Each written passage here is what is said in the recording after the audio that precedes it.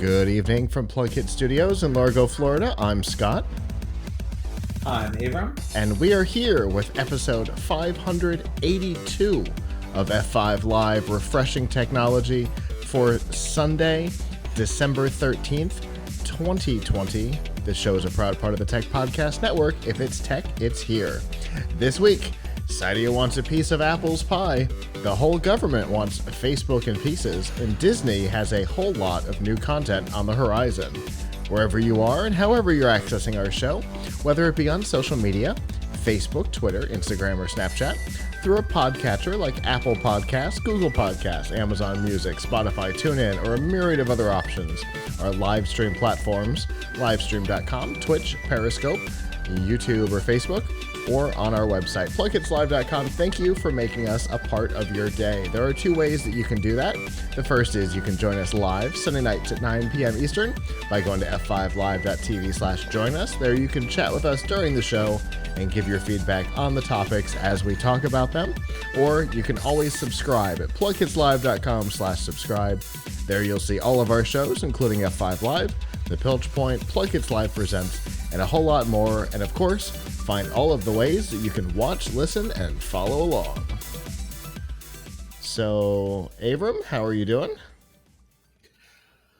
Oh, not bad. I feel like the week just really flew by and I didn't get to accomplish a ton.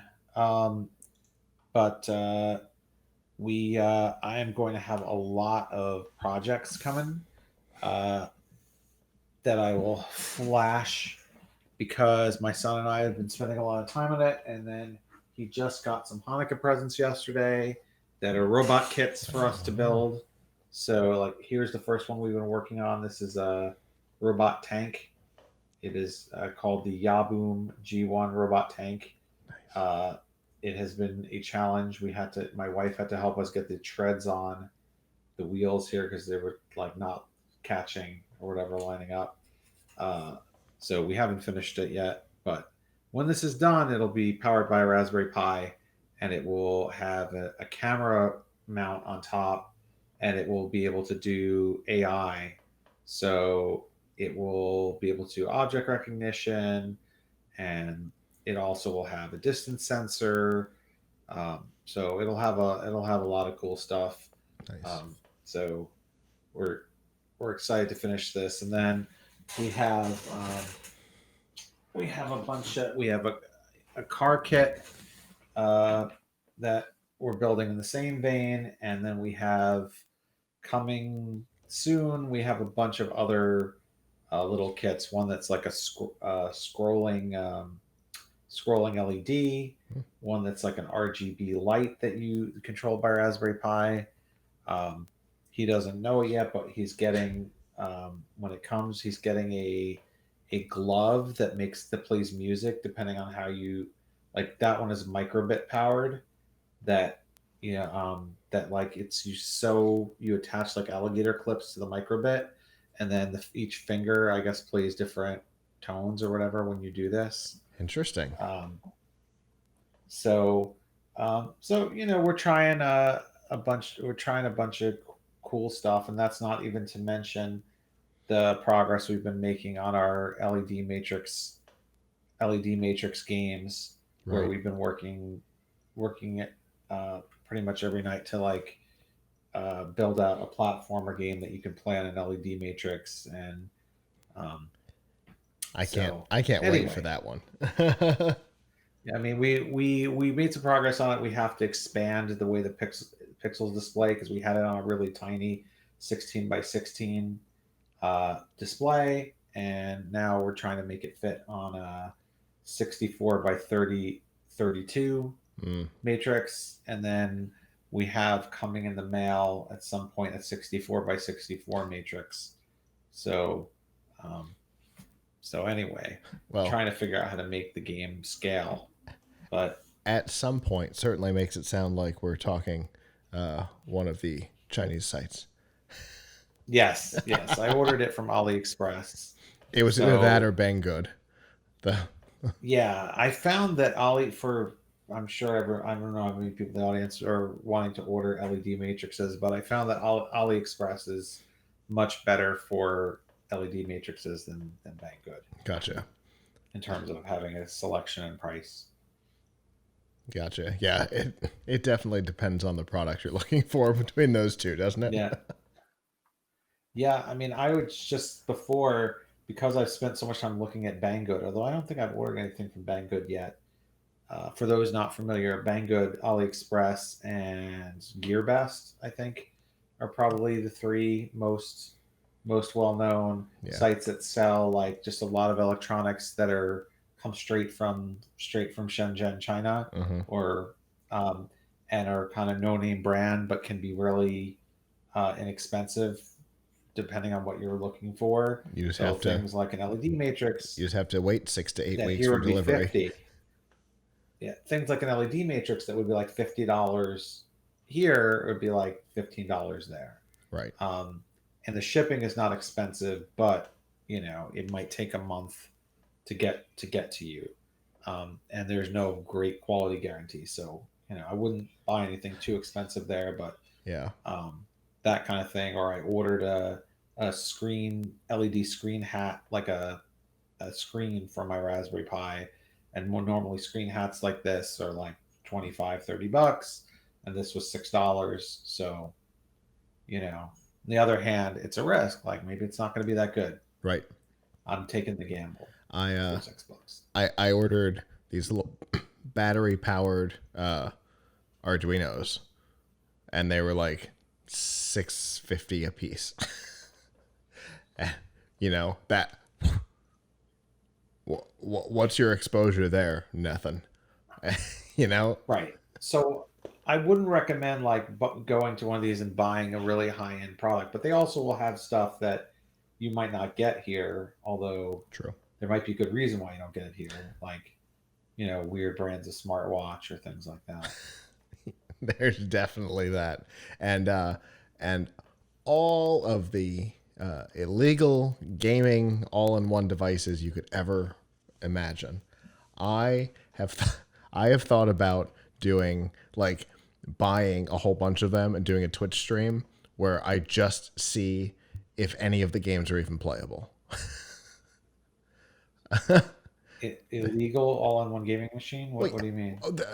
They're not licensed for any of the games that are on them. This one comes with you mean like a console emulator? Yeah. Like the Nintendo the NES Mini, except it's not official and none of the games are licensed. And do all of them work? No, they don't. Are 17 of them the exact same game with different names? Yes, they are. To be fair, I want to point out that I have seen, not today or I don't know if there are any there at this moment, but I've seen things like that being sold on Amazon. Oh, absolutely. And I've seen just the card being sold on Amazon too, where they'll sell you like a micro SD card of RetroPie, which is the gaming platform people use most on Raspberry Pi, and they'll say, "Oh, it has like 1,000 games on it," and I believe it's probably true, but I'm guarantee you that what they're doing is not legal. Yeah, absolutely. But I've so wanted, like, I thought it would be a lot of fun to just see how many of those, this comes with 208 games. Great. How many of them are playable and how many would you actually play? That seems like it would be a really fun stream because I can see throwing them. Anyway, that's a whole different topic. Anyway, we've got a lot of news to get down to this week, so let's do it.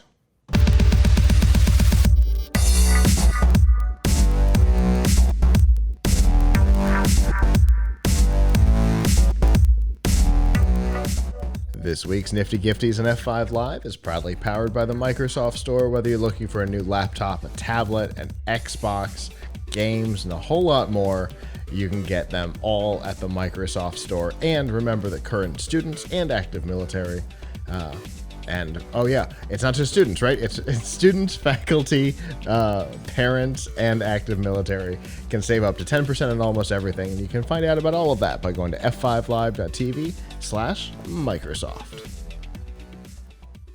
So there's a pretty common thing in the smartphone world, and that's that Apple revolutionized mobile by creating the mobile app store.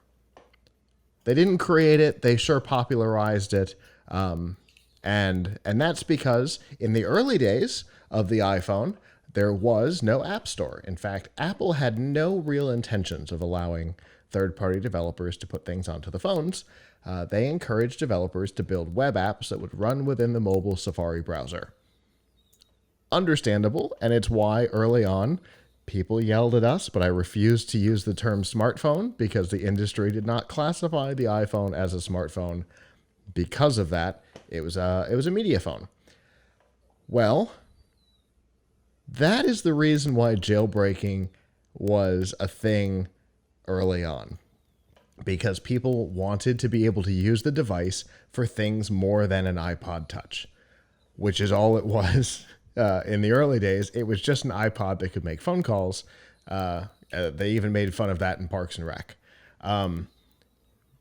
So a number of third-party app stores were created that could be side-loaded onto a jailbroken phone, and you could install apps onto your device. After Apple created the App Store and allowed developers to get to phones without having to have them go through the jailbreaking process, some of these stores, like Cydia, enhanced what they could do. They added all kinds of customizations to the iPhone that Apple didn't allow, such as quick access to your camera from your lock screen.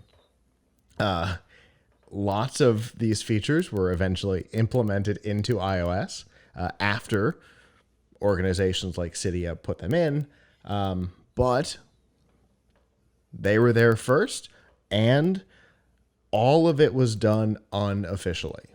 Even though the ability was there in the operating system, Apple didn't want you to be able to do these things, and so that's where jailbreaking comes from.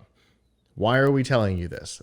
Because Cydia, one of the original iPhone app stores, has officially sued Apple for anti-competitive behavior. If this sounds familiar, it should.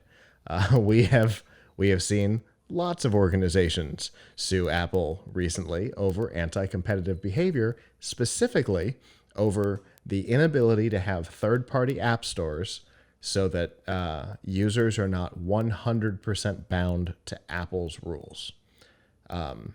Epic Games sued over this and other things.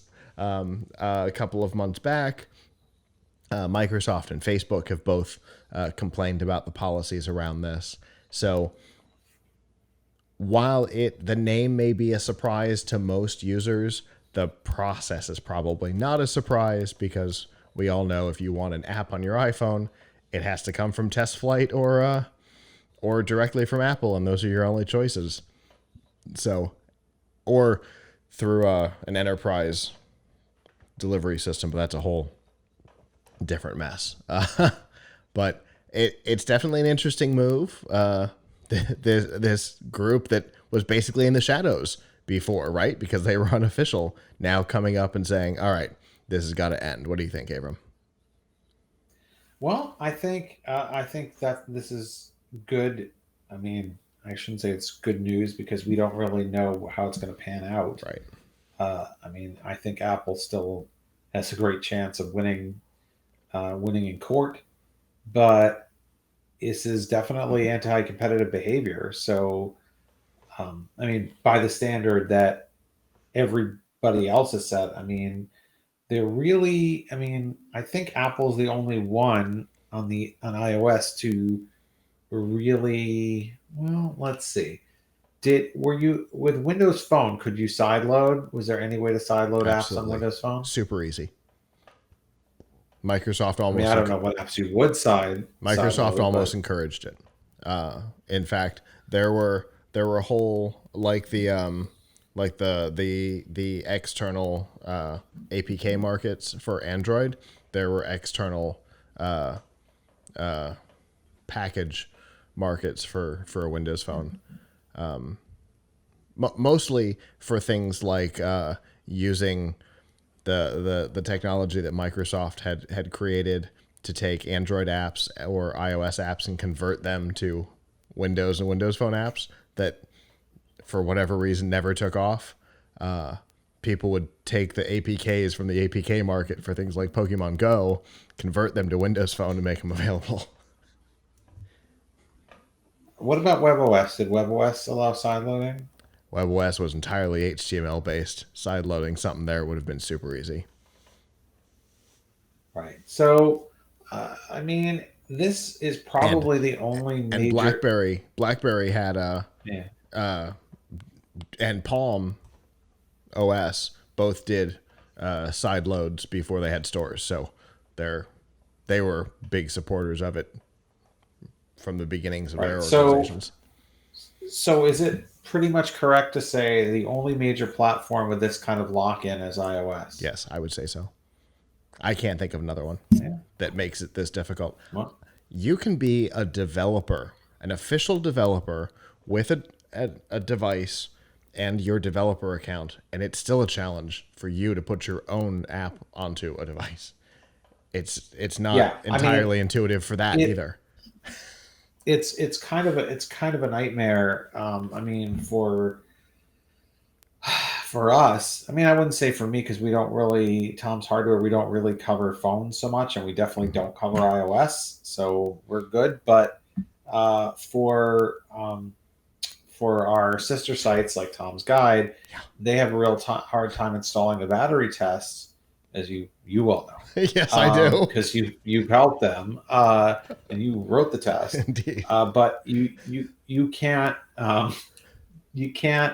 easily put just copy the files over. It's really annoying. Mm-hmm. Like and as someone, and if you own the phone, like, you know, well, I guess this also comes up to the legal question of whether you really own, I mean, you own the hardware, but do you own the software of your phone? Right. Do you own the ability to put software on it? Because this isn't only an anti-competitive practice, it is an anti-consumer practice. Yeah.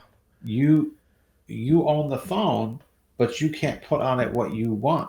Right. And it's like, you know, it's the exact same complaint that we've been seeing. And I saw a conversation between a couple of my convention friends this week on this topic, not Apple, but the other side, over the new Oculus that requires a Facebook account to be able to do anything. You can't use the device without a Facebook account. But if Facebook in their internal chaos for whatever reason decides that they want to ban your account or suspend your account, you get one of those 24-hour bans. What happens to your Oculus? Can you use it? If you're banned, no. If you're suspended, we don't know. None of that's a good idea. All of that is. I guess someone could beta test that by trying to get suspended. But it's. I mean, obviously, there's a lot of issues going on there, right? So, I mean, it's you should own your hardware, right? And of course, what Apple will say, I mean, we all know the real reason is that Apple just wants to make sure they maintain control of their walled garden. Yes. Right? And they want the 30%. They get the 30%. And then they also get to, even if they didn't have the money, they also get to decide what is and is not a good app. Mm-hmm. Right? They get to decide, and they never hear, oh yeah, there was a security problem or whatever, and say, oh, it was not one of our apps, right? So, I mean, the easiest thing to do with any user is to treat them like a toddler. Mm-hmm. Oh, here's some training wheels. You can't take them off. You can. They're welded on. You can take them off, but it's not going to work right ever again. and it's jailbreaking it. And it's a real pain. Yeah, you can do it, but it's never going to work the same again. You're not supposed to be able to do it. I mean, that's like saying you have smelted on training wheels and you could take a chainsaw and break them and rip them off. Exactly. So yes, you can take off the training wheels, but they're welded on. It's going to be a challenge and it won't work again. Yeah. I mean, and I'm just opposed to anything that protects the user from themselves. Hmm. Like, I understand maybe some people need to be protected from themselves, but I just find anything where it's like, oh, you can't do this. Why? Because some person who's not smart could install a bad piece of software or Yeah. whatever. Like, please don't protect me from myself. Yeah. Okay. If I mess me up, then it's my fault. I the car that I have is a manual, and sometimes when I'm approaching a red light, I'm coming to a stop. I know I'm going to be stopped for a short period. Sometimes I'll try and put my car with the clutch in. I'll try and put it into first, and it won't let me because it's moving just a little bit. The first time that ever happened, I shouted, "What is this, an Apple car?" Because it's exactly how I felt. It's like, I understand. I get it. I understand who you're trying to protect against. That's not me. It's my car. Leave me alone. And that's exactly how I feel with Apple products in general. And that's so Right. I didn't even mean to. I just yelled, "Is this an Apple car?" Yeah. I mean, it happens throughout tech. I mean, my son and I were one of the big bugs that we ran into in the game that we're working on is like permissions problems in Linux where something we wanted to do would run as regular user, but if you were root, you didn't have permissions, which is the oddest thing because root is administrator in Linux, so you should be able to do anything you can do not as administrator, and you should be able to do more, but you can't. So it's bizarre. And my son was asking me why they have permissions, and the only thing I could say was like, well, to protect you from yourself. Yeah. Yeah, exactly. Um, to those of you who are commenting on YouTube, I apologize that I'm not typing back to you, but for some reason tonight the text box is missing. So hello to the people in the YouTube chat who are trying to talk to us. What we're talking about is Apple being sued over their walled garden and their inability to let other people do anything with their own device, including you that you own, and comparing it to all kinds of other things.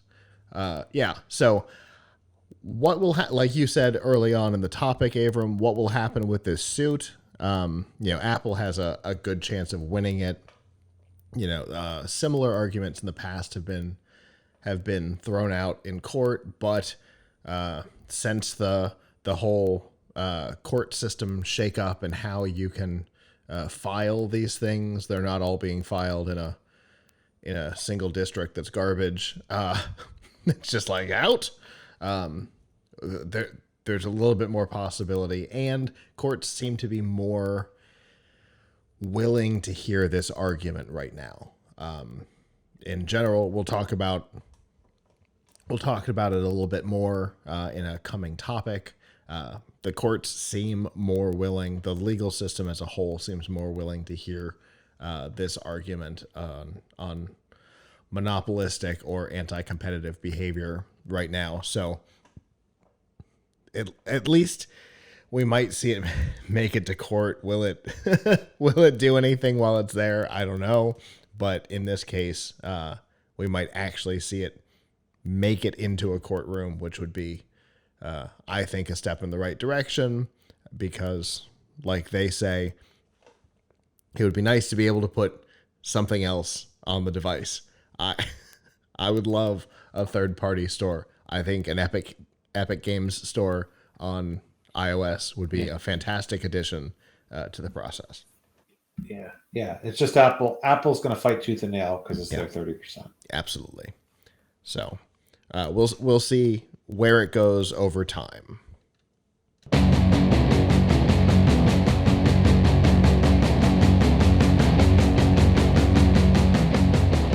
This week's Piltch Point with Avram Piltch is proudly powered by PureVPN. The best way to protect your privacy online is with PureVPN.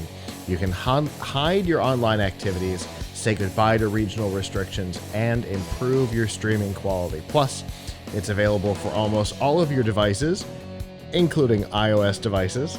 And you can get a special price and a 31-day money-back guarantee, all by going to piltchpoint.live/purevpn. So this week was an interesting one in the gaming world, right, Avram? We saw Cyberpunk come out, which has been much anticipated, but several times delayed, and we might have seen the challenge of gamer demand versus game developer hit kind of hard here. Yes. So, Cyberpunk. It was a big Cyberpunk week for the world. And at Tom's Hardware, we did a lot of Cyberpunk reporting. We talked about, we have articles up on how it plays at different settings. We have articles up on how to fix some bugs with it and on what you need to play. But let's take a step back for a minute. So Cyberpunk 2077, the hottest game of the year, and been anticipated since I think 2014 or something. They've been working on this game. It has Keanu Reeves in the game. And it takes place in a very, well, I mean, I think the name says it all, right? It takes place in Night City, where people are cyberpunks, and and you can play it on PC where it has ray tracing. You can play it on PlayStation 4, PlayStation 5, Xbox One, or the new Xbox X systems. And did I miss any? Can you play it on Nintendo? I don't know. Good question. I don't know. But here's a little something to keep in mind. Just out today, being reported by Forbes, Kotaku, and a bunch of other places, people are now getting refunds for Cyberpunk because the performance was so bad on certain systems, particularly the older consoles, but even people complaining about performance on some of the newer consoles. They have been calling up the platform vendors that they bought it from, the stores that they bought it from, meaning in the case of consoles, Sony, or in the case of, at least they've documented it happening at Sony. I don't think that any of the stores or CD Projekt Red, which makes the game, which is the publisher, have officially said that they're giving people their money back. But there's lots of reports from people saying they got their money back, and not only on the console versions, but also from Steam and from Epic and from GOG, Good Old Gaming, which is the first party store. So a lot of people are having problems running this, particularly on older consoles. But if you've got a PC, I mean, I guess those who report a problem with the PC, maybe their PC is underpowered. But if you've got a PC, or they're just not happy with how it looks when they're at what they're playing, we've taken the time to not only look at what they tell you the system requirements are, but what, based on our testing, we know you need to play it well at different settings on a PC.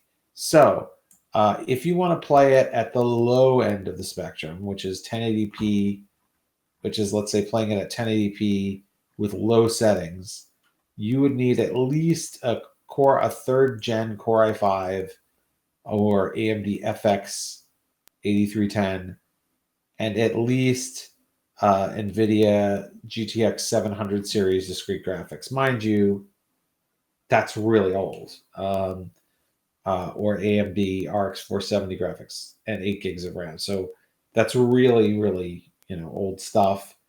And we found that it actually is playable with the latest AMD integrated graphics. Not necessarily, not with Intel integrated graphics so far anyway. If you want to play it at 1080p with high settings, which I think starts to be pretty decent, right? You can do that with a 4th generation Intel Core, or even a Ryzen 3 3200G, which is integrated AMD graphics. We do have a recommend for that you use discrete graphics that are at least GTX 1060 or 1660, and that you have at least 12 gigs of RAM. If you want to step up to 2K gaming, then we recommend you can still stick with the older processors, but you're going to need RTX 2060 or higher, or an RX 5700 XT or higher graphics card.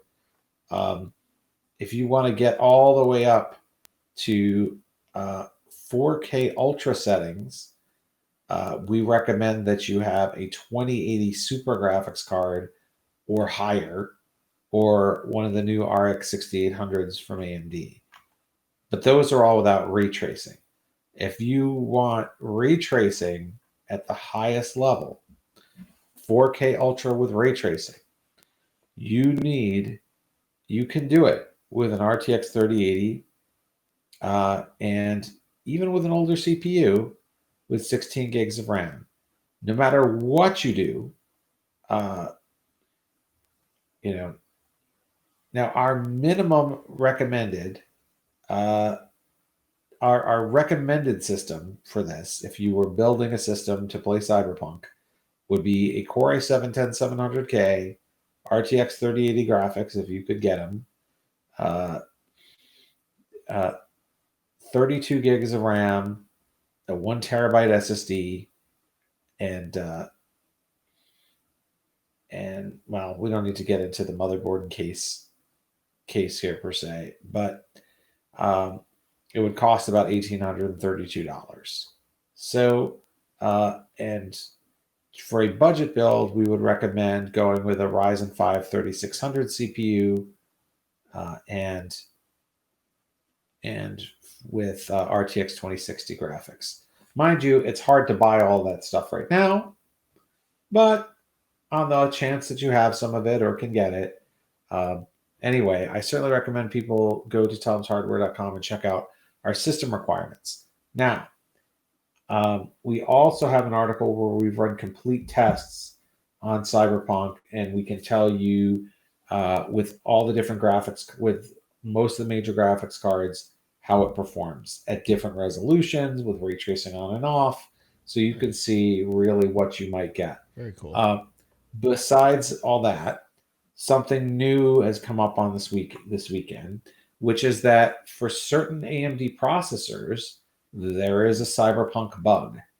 Now, this is a bug. This is not a bug that makes it unplayable, but it limits the performance like it shouldn't. And it's kind of a funny bug, actually. I mean, funny in the sense that it's ludicrous how people on Reddit discovered this, and they're not 100% certain that this is the cause, but it seems like it. So the problem is that on certain AMD processors, it won't use all of the available system threads on the processor.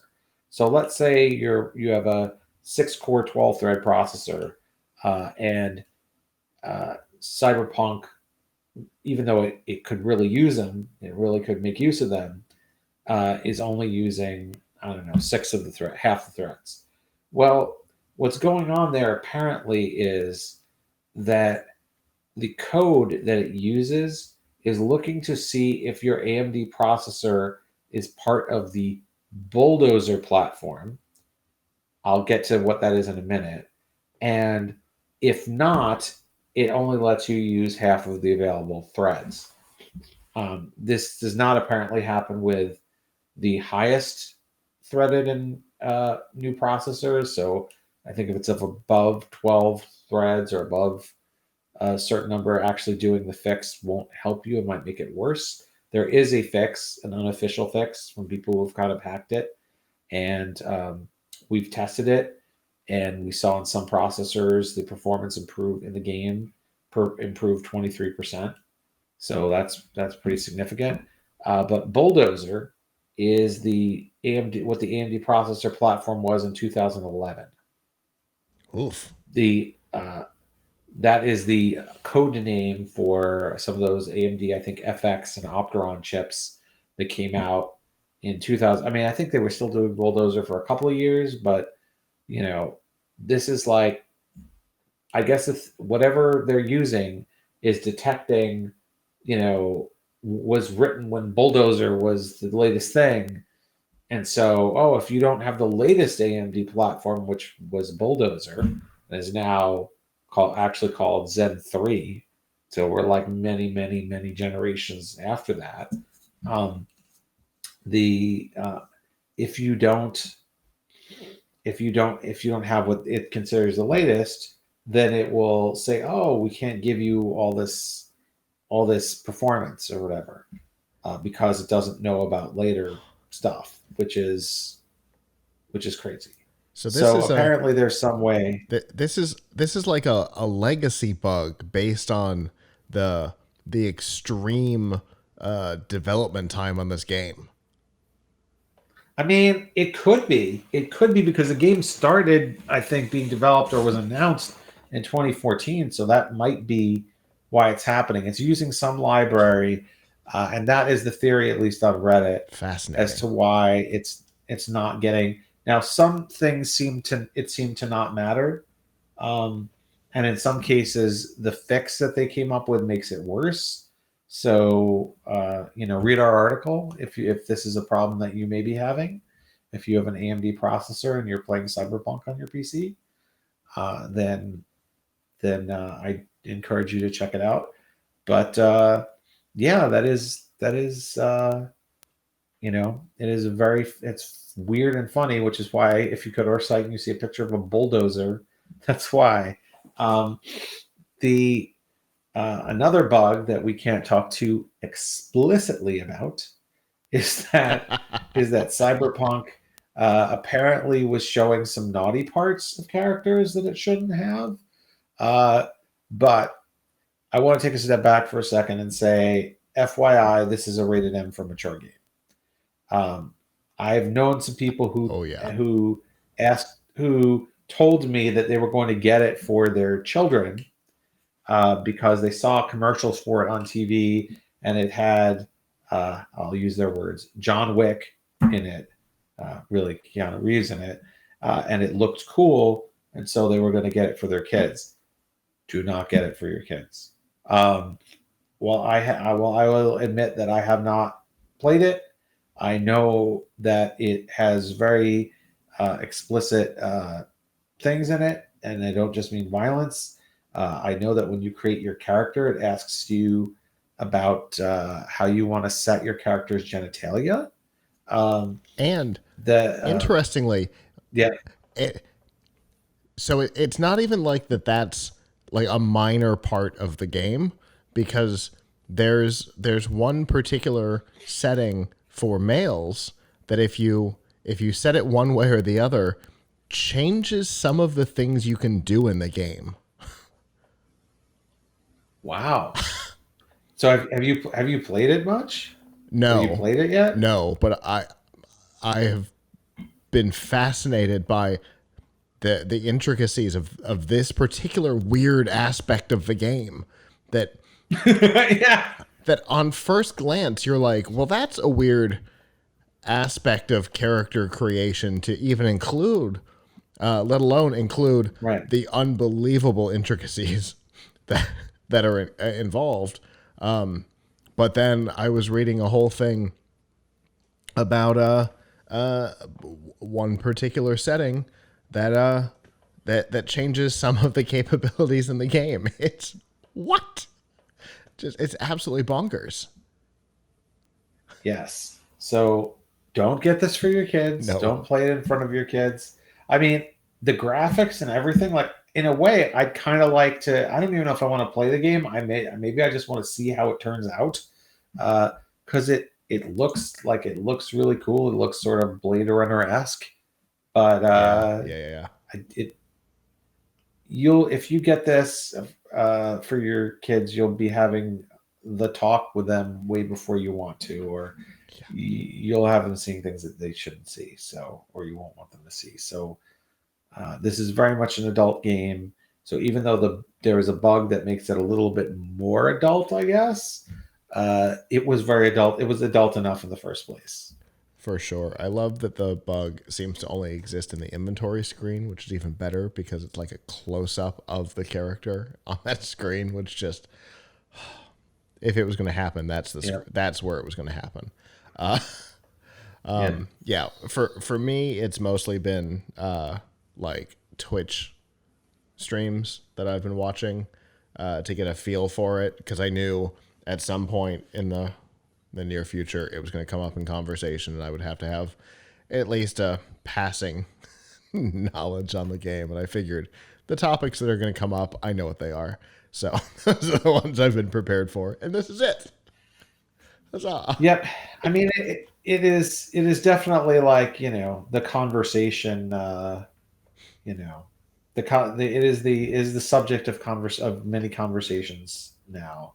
It is the hot tech topic for a while. I mean, and now that it's finally out, that is a big deal, because the delays were also a big topic. Yeah, they were for a long time with this game.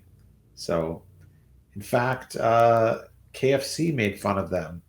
KFC had their KFC gaming Twitter, where they announced that they also had a delay with their KFC chicken console. That was the best. So, which was kind of a joke, but supposedly they had to put they had a gaming console that would cook a chicken or something. Whoever has been doing marketing, at least social media marketing for KFC, definitely learned all of the tricks of the trade from Wendy's, because they've got very similar like corporate personalities on social media in a really fun way. Because I follow Wendy's just because it's ridiculous. You never know what's going to happen. Yeah, I mean, the KFC has done a really good job lately of marketing themselves and making themselves kind of relevant. I mean, not only do they have that, but don't they have some kind of like romantic comedy movie with Mario Lopez as playing the Colonel? Yeah. So, yeah, they've managed to take an old fried chicken brand and turn it into, make it seem hip and cool. So good for them. Absolutely, it's pretty impressive. And another warning: we warned you, don't play it in front of or allow your kids to play it. If you have epilepsy, also don't play it. There is that's right, and I think because of the blinking light thing. I think there was actually that was another major story, and that I don't think they had warned people about. Yeah, there's adequately warned people about that. There's a warning in it now. The 1.04 patch, I think, added a warning, and I think they're working on a setting to allow people to avoid that particular issue, similar to how Grounded has the setting for getting rid of the spiders. Obviously, this is a more important one than the spiders in Grounded, but what are you talking about with spiders and Grounded? Oh, Grounded is a game. Basically, you play. They're not allowed to say this, but I am. Basically, you're playing inside of the Honey, I Shrunk the Kids movie. And it's really fun. I've been playing a couple of the early previews, and it's a fun game. But there's a setting to turn on and off the spiders, because people. I turn the spiders off. See, I was talking with Joe Minnie from the 3000 Brigade this week, and she's like, have you been playing with the spiders on or off? I'm like, I don't care about spiders. She goes, me neither. But Brian, her husband, who plays Mario, has been playing with the spiders off, because apparently it's too much for him. She's like, he saw one, that was it. Setting changed. The only spiders I want to see are the ones that come in a video game, or the only spiders I want to see anywhere are the ones that are in Centipede. Fair enough. Because that's very different than a modern gaming console ultra rendered spider that's bigger than you are. Yeah. Yes. For sure. Well, like you mentioned, there's a lot of stuff on Tom's Hardware on these topics right now, right? Yes. So go to our homepage and you'll see a lot of Cyberpunk stuff because we know a lot of people are very interested in Cyberpunk right now. And we've done a lot of performance coverage of it and coverage of the bugs and other things. We just got a comment. Spiders on, they're beneficial in the garden. Fair enough. The garden, yes, but I don't have to look at them. Fair enough. All right. Well, as always, Avram, thank you for bringing this to us because, a lot of us haven't played it and don't know the specs and what we need to make it work. So, as always, thank you, and I look forward to what we talk about next time.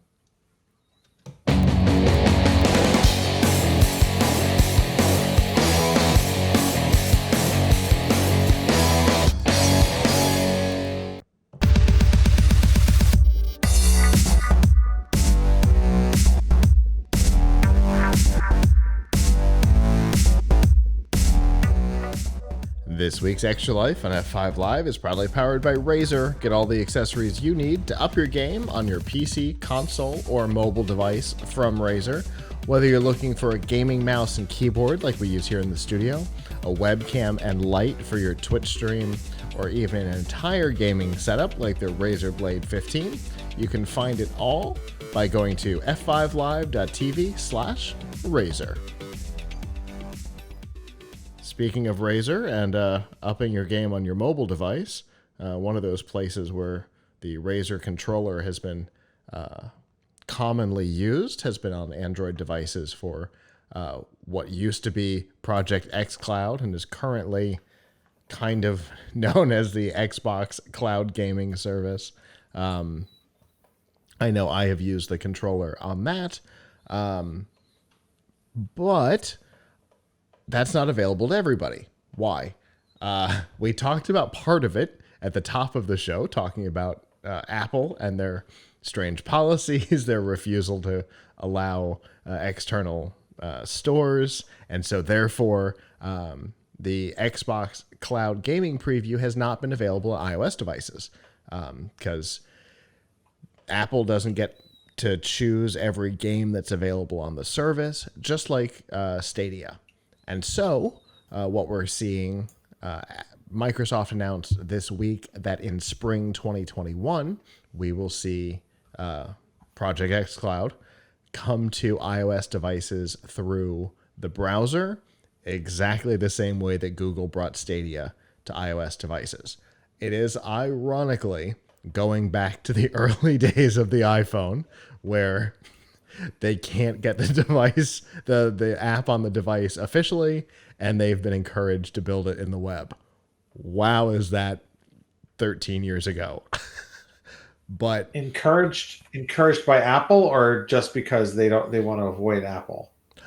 Encouraged by Apple. Apple told both Google and Microsoft that the only way that it was going to happen was if they did it in the browser because they didn't have control over websites that people went to.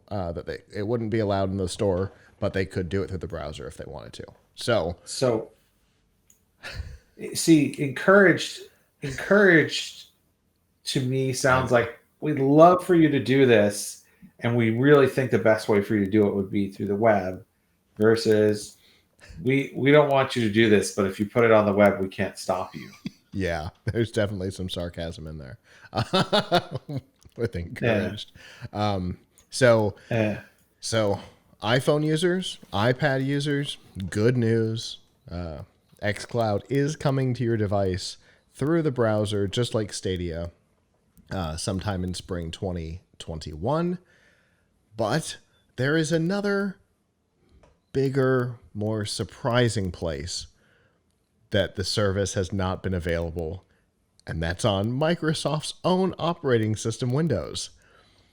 Microsoft, yes, they do a lot of things, but the thing that they are is a development tools company. They build everything else as a place to house their development tools. So Windows is one of those things. Xbox is one of those things. Azure is one of those things. Even Office is one of those things. It's all about places to use their development tools. So it's very strange that they didn't use their tools on their own operating system as the initial test for xCloud, especially considering that the other side of the cloud gaming platform is the ability to stream directly from your console, which was initially tested on Windows and available through the Xbox One companion app, possibly dating back to Windows 8, but I believe this feature premiered in the Windows 10 version. So it's so weird that it's not available in Windows, but good news, that spring 2021 timeframe will also bring Xbox Cloud Gaming to Windows 10. Is it weird to you that we're just now getting it on Windows? Yes. I guess they didn't want people, they didn't think the PC was a priority. That is bizarre. Oh, by the way, you mentioned before Stadia. Cyberpunk plays on Stadia. Yes. And you can buy it on Stadia. And so and we actually have an article on Tom's Hardware about playing it on Stadia too, and it plays decently. I was going to say, I've actually heard a lot of talk about how, depending on what your computer setup is, it might play better on Stadia. So, and that's kind of the point of services like Stadia and Xbox Cloud Gaming, is so that, you know, you could play on, I thought I had one close at hand, a first gen Surface Pro. Not a Surface, because nothing runs on that anymore. But, you know, a first-gen Surface Pro, which at this point is 8 or 9 years old, because the 8th generations are coming. So, I mean, you know, that's an old device and is a tablet. Doesn't have all the video card capabilities and things of a desktop, but theoretically you could play it there. And it's so weird that it hasn't been available for Windows. I don't know entirely what their Windows strategy is. There are obviously some questions. Will it only be Xbox console titles, or will they mix in some PC titles into the system now? Will the Windows 10 capability only run in the browser, or is it going to be the same as the iOS implementation, or is it coming to the Xbox app? There's some questions still that I have on it, but you know, the ability to do it at all is pretty great, because, you know, sometimes I think everybody knows I have way too many devices around. And as such, you know, I never quite know what's going to be with me. Is it going to be my Surface Book? Is it going to be, you know, a Surface Pro or an iPad? Or, you know, what device am I going to have? I would like to be able to use it, because I have been playing on the Xbox Cloud Gaming a lot, testing it pretty hard, and I'm impressed. I've actually got an Xbox controller just for it. I mean, I think it's obviously, having these cloud gaming services makes life a lot easier for people who don't have the most powerful PC. They're not perfect, but they are a really nice tool in your gaming toolkit, so to speak.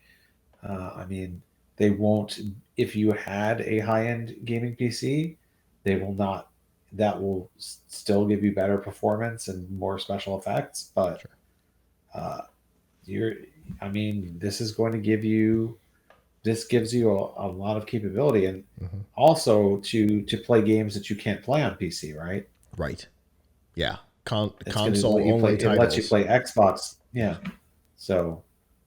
And I'll tell you. So that's. I'll tell you, the ability to essentially take my Xbox, my physical Xbox, with me without having to take it with me is another really cool feature of the overall platform that I really enjoy. Even if you're not playing from, you know, the service, if you're just an Xbox Live user, you don't have Game Pass Ultimate, right? But you've got an Xbox One, you can still stream your console to your phone, to your tablet. That's a really cool capability as well that I have done a number of times, which allows you to take a game like Portal with you, which is not available. That's the game that I played when I took it with me.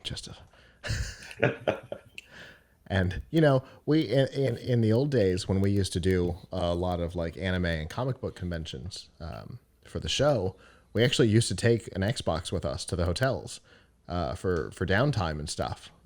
We stopped when we didn't have downtime anymore, when people started to know who we were.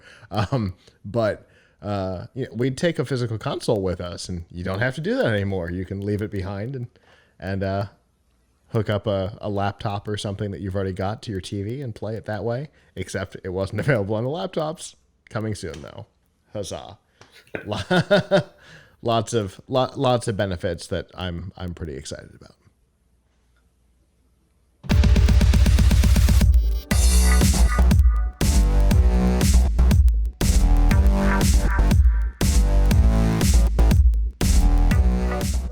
This week's news from the tubes and F5 Live is proudly powered by Riff Tracks. Make fun of movies or let these guys do it for you. Mike Nelson, Bill Corbett, and Kevin Murphy, the former stars of Mystery Science Theater 3000, are back and doing what they do best, creating commentaries for Hollywood blockbusters and B-movie oddities.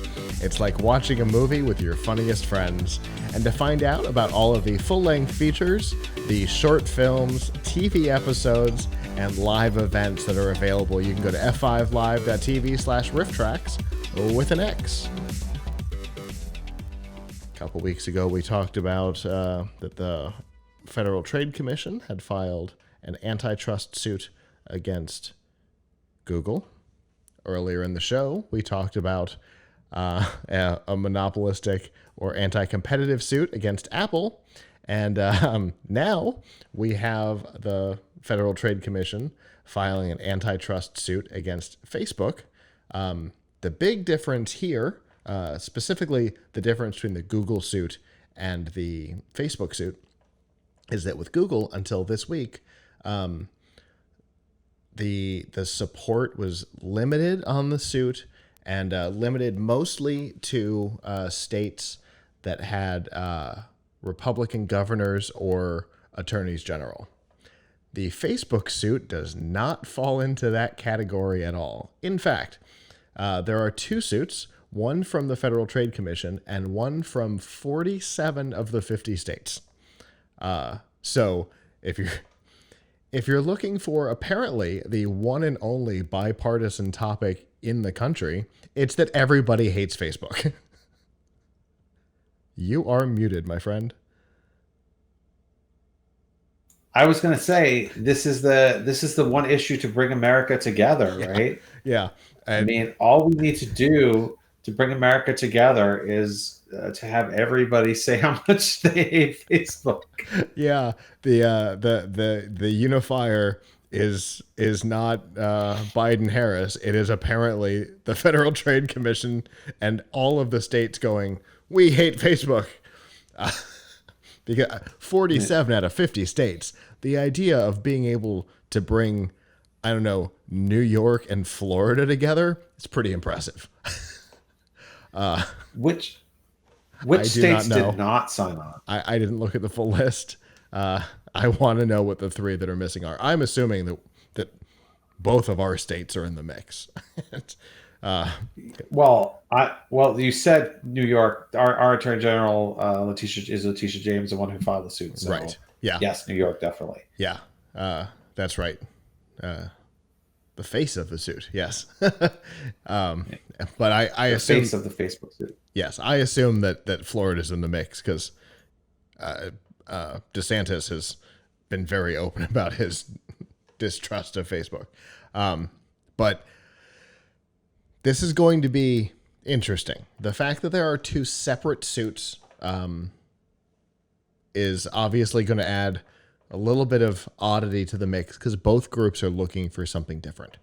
The states are specifically looking for approval on future purchases of more than, I think it was $20 million, which in the general 10 million, it's not even 20, it's 10 million. $10 million is way below what Facebook has ever paid for anything in an acquisition. So this basically says we want approval over any Facebook acquisitions.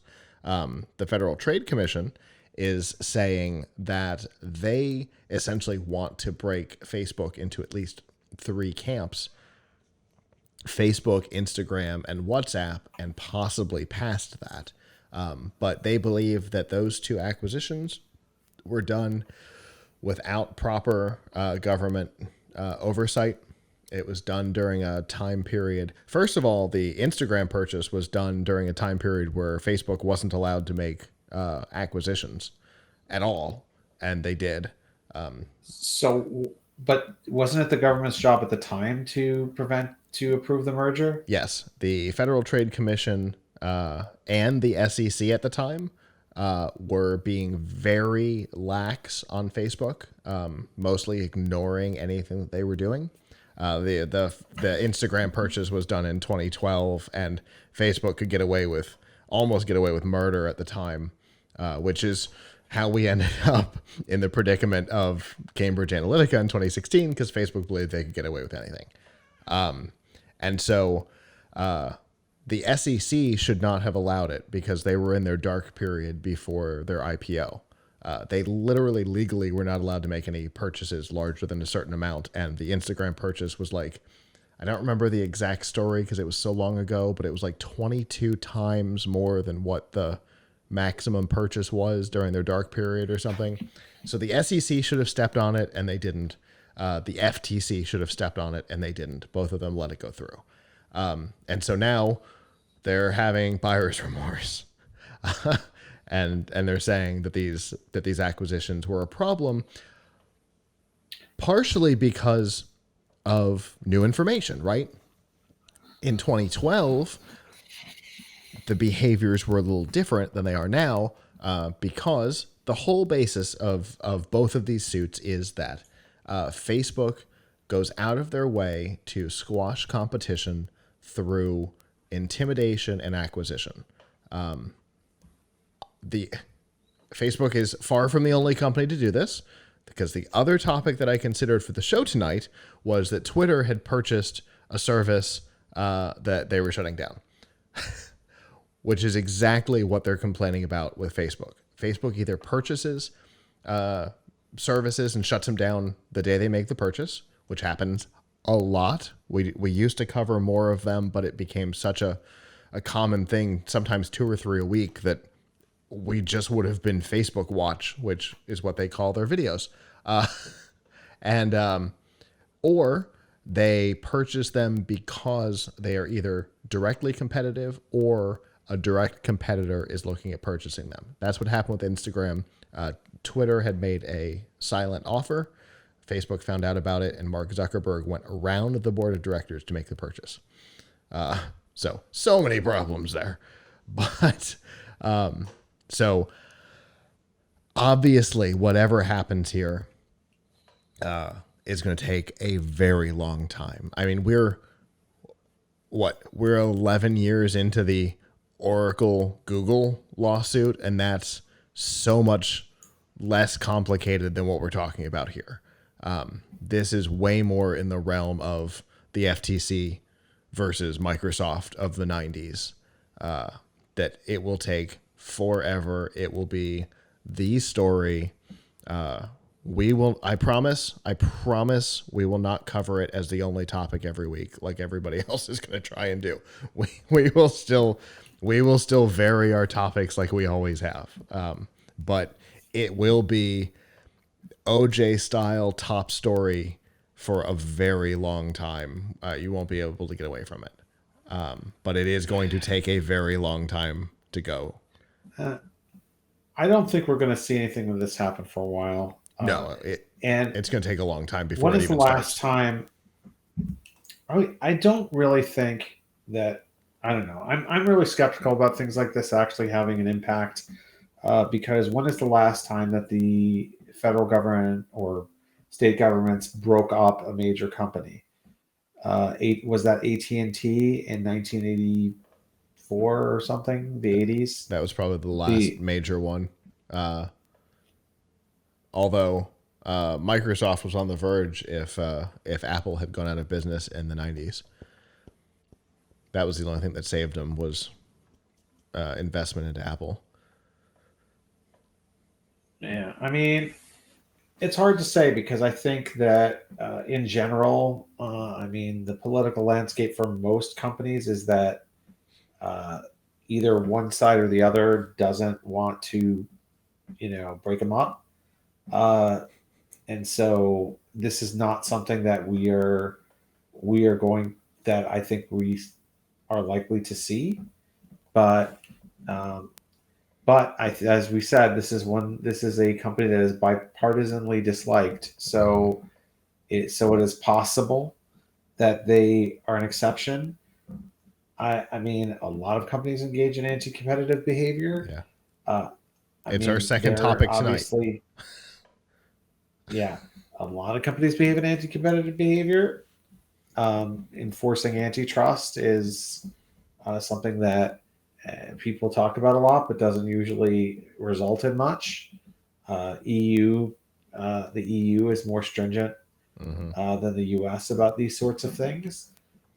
So I don't hold out. I mean, I don't hold out a lot of hope for this lawsuit. Honestly, I think. I think it is, a flavor du jour to be mad at Facebook. Although the reasons why I think people are mad at Facebook actually aren't due to aren't due. No. Most of the people who are mad at Facebook are mad at it. They're mad at it because of their content policies. Yes. On Facebook.com, not really the fact that they bought WhatsApp and Instagram. Yeah, I think this would be more punitive for other things. I mean, so if they're trying to punish them in this way, I mean, it has to. I'm sorry, but this should be on the merits, right? Like it. Yeah. Either, I mean, now, what this really does raise is the fact that they've become such a dominant force in social networking and people using them, and there were other companies that had made attempts to challenge them and kind of gave up. Google had Google Plus, which personally I liked. There's, I mean, there is a lot of room for somebody else to come in and make a social network, but obviously you'd have to get the cool people to come there. But Facebook has become really uncool. So yeah. whereas Twitter is still kind of cool in a way, like the kids use it or whatever. Facebook has become a middle age and an old people site, and I say that as someone who unfortunately uses it quite a bit. Yeah. So like I can totally see. I mean, in a sense, TikTok is that, right? But I can totally see something that is more diary style, like Facebook, coming along and beating Facebook. Of course. I also think if somebody would just create some kind of, I mean, I think there have been a couple of lame attempts, create some kind of like open source or open social networks, sort of like the Wikipedia of social networks. I think that would have a shot. Something like Parler without the weird overtones. Yes, but I mean, there I think obviously what you'd be looking for is something that was more decentralized. I think Parler obviously is a business that people own. Yeah, true. Whereas I guess you'd be looking to make it more like a nonprofit like Wikipedia. Granted, that's that maybe that doesn't compete with Facebook as a business, but I'm telling you that what people don't like about Facebook is what's being done with their data. So if it became more of a sort of a centralized public resource, then I think people would avoid these problems. Right now, the issue is that it is a business, so people are very concerned about, well, what are you saying in this business? Should Mhm. what should you be allowing on here? What should you be not allowing, etc. So that's uh, that's the issue. So from the chat room, 46 states. This is obviously going to be a slightly older quote because another state has signed on. 46 Yeah. states plus Washington, D.C. and Guam join the lawsuit, leaving Alabama, Georgia, South Carolina, and South Dakota as the only states that didn't sign on. So one of those four obviously has since then. So it's down to three of those four. Yep. See, I was just curious if California, which is Facebook's home state, was doing it, and obviously yes. I had suspected so because California was the first non-Republican run state to join on to the Google suit, who is also based in Cali. So I had suspected that California would be involved in it. So Alabama, Georgia, South Carolina, and South Dakota, three of those four are still out in the cold as of today. I don't know which one is not. But it's an interesting mix of states there. Like we said, will anything come of it? I don't know. The greatest thing that will probably come of it will be, hopefully, will be that the FTC will be, and maybe even the SEC will have a more detailed look at future acquisitions, since they're now all aware of what's happening or what they believe to be happening at the organization. So, if nothing else, that will probably come of it. So.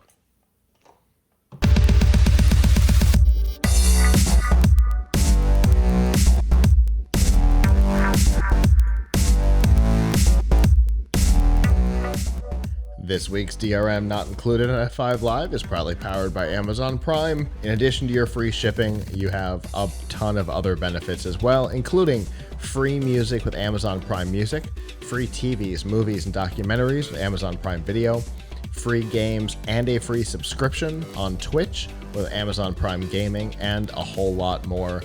You can learn more about these features, get quick links to those features. If you're not a subscriber, you can get a free 30-day trial, and we even have the ability to give it as a gift for the holidays, and all of that is available by going to f5live.tv/prime.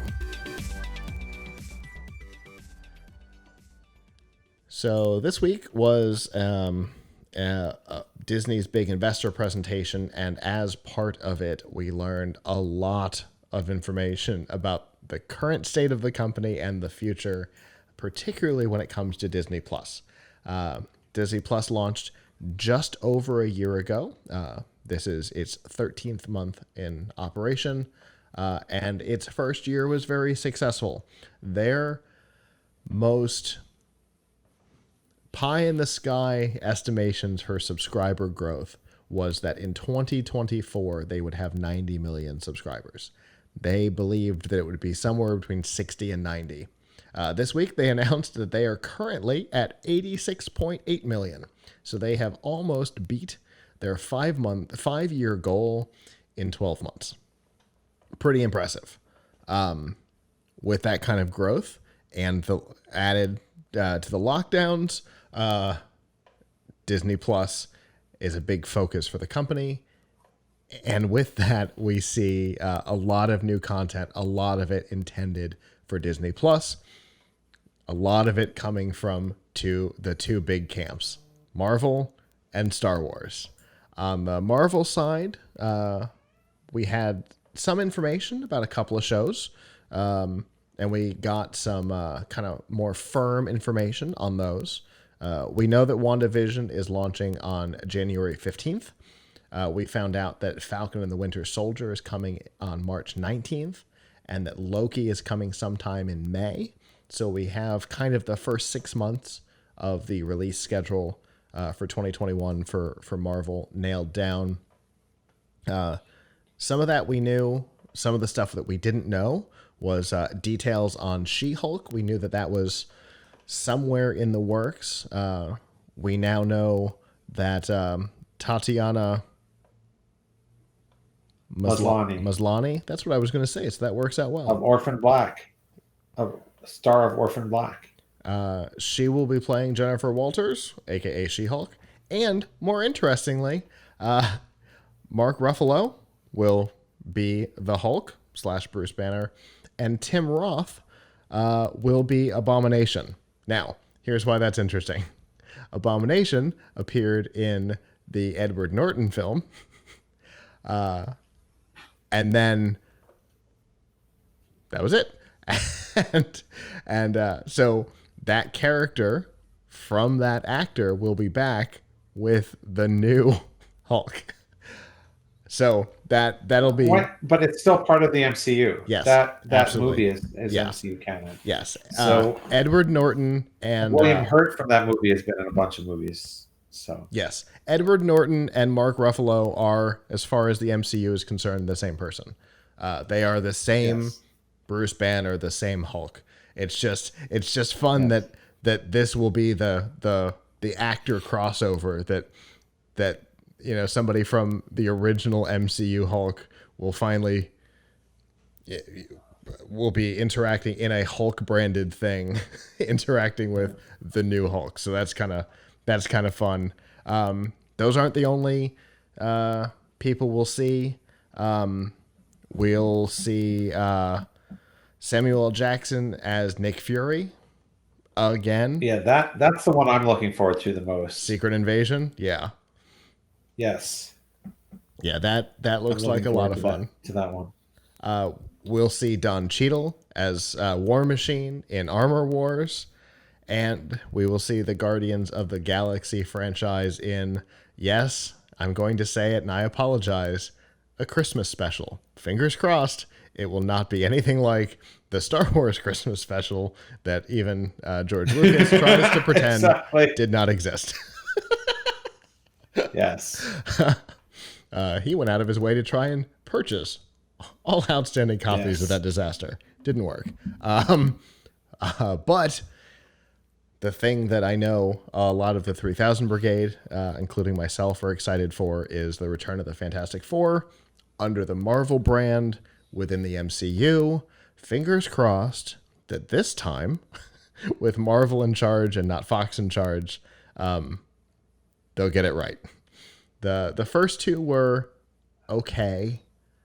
The second, the last one was an abomination. Yes, the second one was the last one was so bad. It was so bad. It was hard. Like, just don't watch it. Like it came on, I think cable or something. I watched. I forget how I got to end up watching it. I didn't pay to watch it. It was really, really, really bad. Yeah. I mean, it's like it's kind of a horror movie almost. It's like it's not. It's certainly it's a view of the Fantastic Four, that's for sure. Yeah. It was a very different take, and interesting. I'm going to bring her up again. Jo, she is a big Fantastic Four. She had Fantastic Four on her shoes for her wedding. Like Fantastic Four is a big part of her personality. So she's excited about a Marvel take and not a Fox take on the characters. I mean, we should. This has been a really big news time for superhero movies, right? And superhero shows. The previously we learned, and I think this was through Sony, not through Disney, but it's still an MCU movie, that like Spider-Man, the Spider-Man 3, the third Spider-Man movie is going to have like a crazy amount of I don't know if they're going to be cameos or on for longer, but they're going to have the two previous Spider-Men. Did you hear that? Mm-hmm. Tobey Maguire and Andrew Garfield, and they're going to have Kirsten Dunst, and they're going to have Alfred Molina, like all playing their old characters. Yep. Right. Which will make them Spider-Verse. Which will make them all MCU canon. Yes, I guess they'll come from some alternative universe, um, which they really hadn't done, by the way, in MCU before. Had alternative versions of characters. That's Alternative timelines, though. It's what the Loki show, the series, is all about. yes. Also, there's going to be that what if you another show coming. I think in June. Yeah. The cartoon, the what if show. Yep. That's what if certain things had happened. Um, yeah, they mentioned a lot of cool stuff. Yes. I don't think anything was said about the status of Blade, which I would have liked to have heard. Yeah. Um, which I know that they had signed up someone to play him. So, um, so I guess we'll see. But that's crazy. And then there's the Star Wars side of it. Yes, indeed. Which is certainly, I think, more in your side of the interest. Marvel is definitely more on my side. I've never been a huge Star Well, I Wars mean, fan. I love the Marvel. I love the Marvel stuff too. But yeah, I mean, I'm excited with Star Wars. Yeah. So no Christmas special. But there is a There was ton. a Lego Star Wars Christmas special though this year, I think. I think you're right. Yeah. But there's lots of other projects in the works. We're not going to cover all of them, but there will be some that are animated, some that are live action, and then there's a droid story, which is kind of described as down the middle. What does that mean? We don't know. But they did say that it will feature R2D2, C3PO, and a new hero. And then it'll be at the intersection of animation and visual effects. But we don't know what that means yet. But a droid-focused project could be interesting.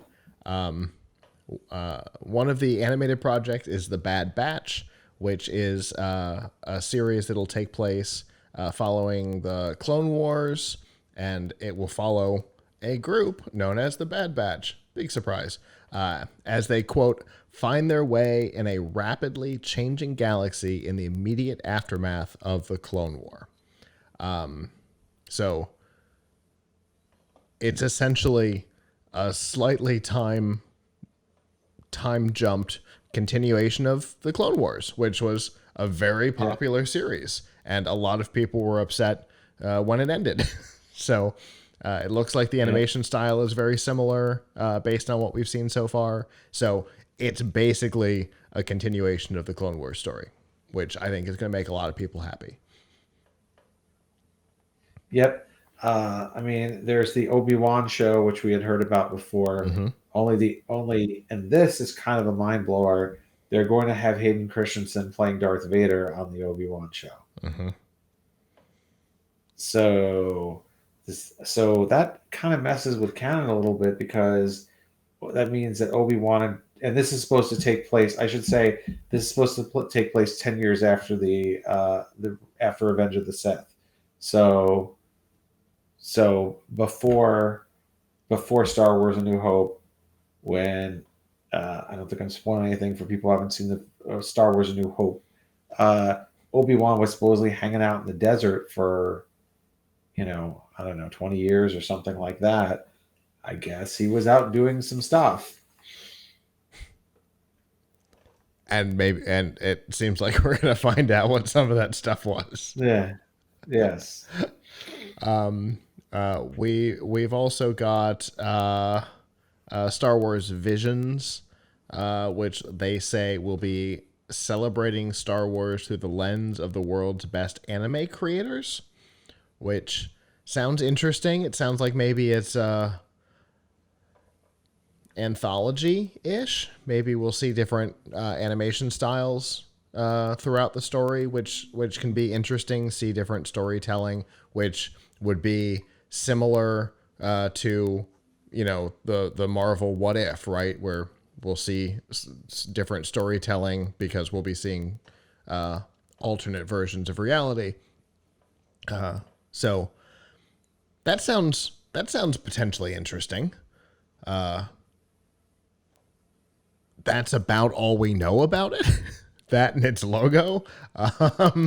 But that could be interesting.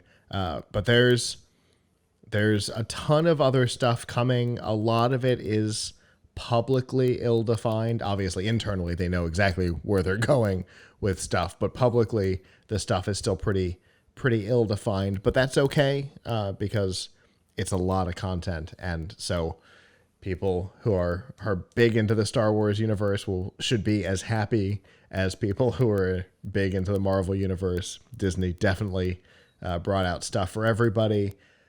With all of this content, of course, will come a price increase in Disney Plus. It'll be $1 per month. It's going up to $8. But they did announce a new bundle, one that a lot of people have been crossing their fingers that would exist. The current bundle brings Disney Plus, ESPN, and Hulu together, but it's the Hulu with ads, and there's not an upgrade option to get out of the ads. So that has annoyed Hulu subscribers, many of whom pay for the without ads subscription, so they could not get onto the bundle. Good news. The new bundle, there's a new bundle that has without ads. It is live. As of this afternoon, it was live on Hulu's website.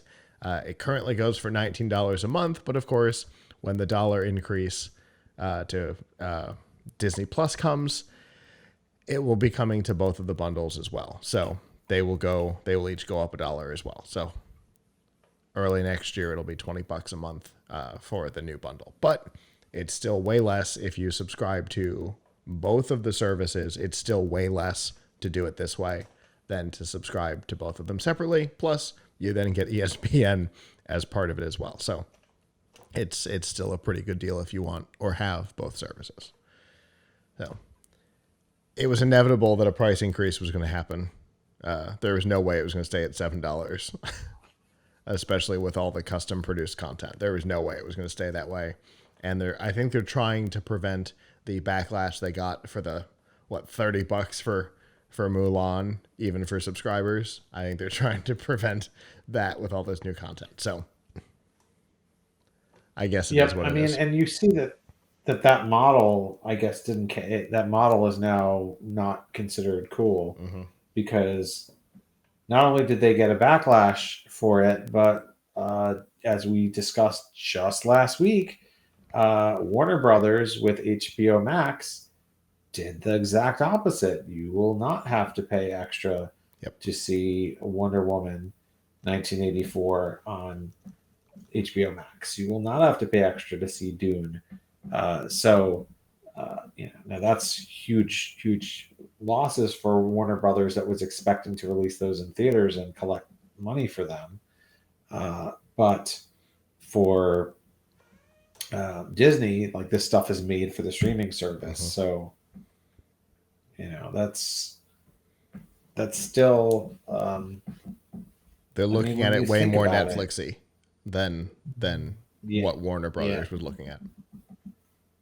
Yeah. Now, I don't even know how the extra dollar, this must be more than $1 billion, easily more than $1 billion worth of content to produce, right? I remember reading just this week that Mandalorian costs $15 million an episode, which is considered cheap, apparently. So let's say it's $15 million an episode. Let's say, just for giggles, that it's $15 million an episode for all of the live action shows that Disney is doing. And I don't think they said how many episodes, but let's assume that it's 8, right? So, you have like Falcon and Winter Soldier, that would be 120 million. Each of these series that is announced would be like 120 million just for the, one season. So, we're easily talking well over $1 billion, if not $2 billion worth of content. And then you're raising the price $1 a month times 86 million subscribers. That's $12 If you round it to 90 million just to make the math easy, it is $1.08 billion in revenue increased on the dollar a month change per year. Right. So $1.08 billion, but they probably spent more than that on the content. But they also planned to spend that. Like, they're announcing it now, but they knew that they were going to be doing this before now because a lot of this stuff has been in production. So it's already been factored into the 7. A lot of this. Yeah. I understand. I'm just saying that, like, the amount of money, especially like Netflix throws around a lot of money on producing original content. At a certain point, mightn't they decide, like, hey, we don't need to produce so much original content because we have these subscribers. Are they going to go are they going anywhere? So, I mean, is there that much fear that people are going to cancel if there's not a great show every month? It's definitely something. I don't know.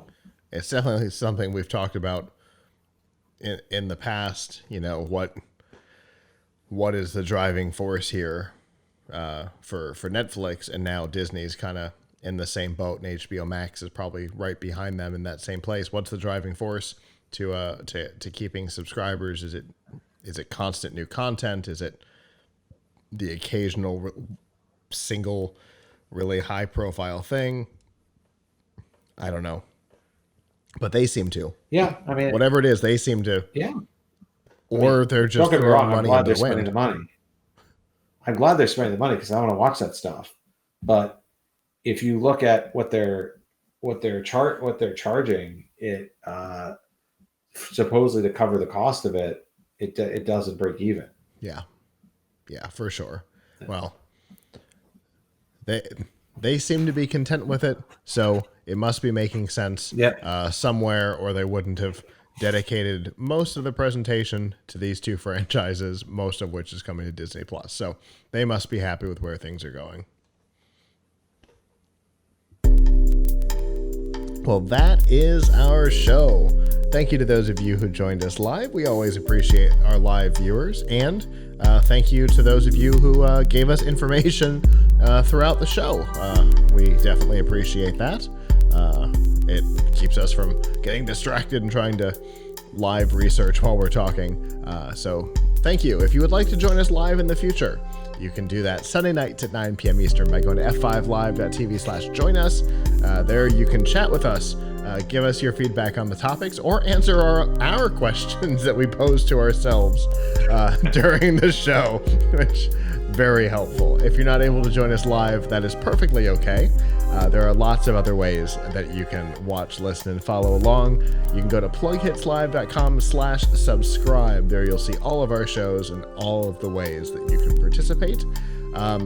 In the coming weeks, there are some big changes that are coming. There are a couple of parts to the website that are going to see a big overhaul. We've been doing some remodeling there over the last couple of weeks. We're pretty excited to bring those out. We also have, I'm looking at parts of it now, we have the new backdrop, which will premiere in time for the TPN virtual CES coverage, which will be the middle of January, 11, 12, 13, and 14. So we're pretty excited about that. It'll get all built during our Christmas break, which, speaking of the Christmas break, next Sunday will be our last 2020 show, which is the 20th. Interesting. That will be our last show for the year because this room is coming to pieces. And we'll be back in time for next year. So lots of things coming over the next month or so, all very exciting. So with that, on behalf of the staff that's not here, I'm Scott. I'm Avram. And we will see you back next week. Ciao.